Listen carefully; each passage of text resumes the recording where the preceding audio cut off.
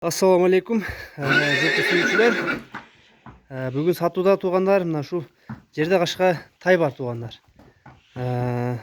Полукровка жылкы экен, аралаш. Азыр тайдын маалыматын алып берели эзинен. Болуш, тайың боюнча айтчы.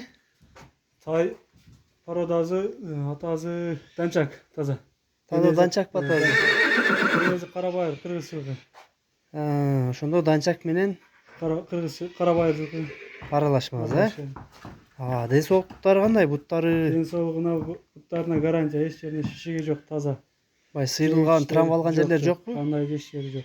Кандай чөптөр жеши? Чөп жеши, жем жеши баардыгы жакшы, жемге үйрөнүп калды. Жакындан да көрсөтөйлү. Азыр маалыматын уктуңар мына. Кабак башында көргүлө, алды жагынан.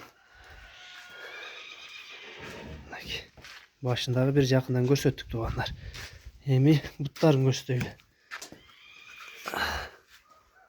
Туяк буттары, шишиген жерлери жок экен туугандар. Арка жагынан да тырмактары өзүп калыптыр, тырмактарын алыш керек экен.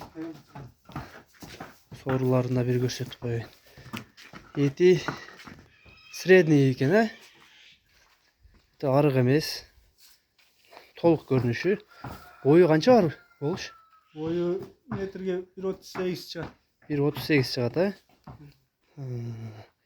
Жакшы экен тай. Бунун эми азыр баазын сурайлы. Тай негизи сындуу, сулуу тай экен. Бунун баазы канча болуш? Баазын айт эми. Болуш эми тайың баазын айт эми. Баазы 75 000. 75 000.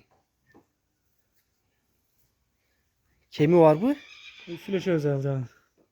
Негизи кеми болот эми. Негизи болот. Соодада кеми бар. Сөз болуш керек.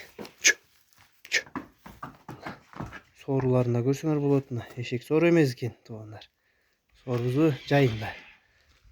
Баштары дагы, башы мындай өзүнө көрүп турасыңар, жарашыктуу экен. Моюнун узундуктары, буту колу таза экен. Жеткирүү бара туугандар, региондорго бара бүт жака.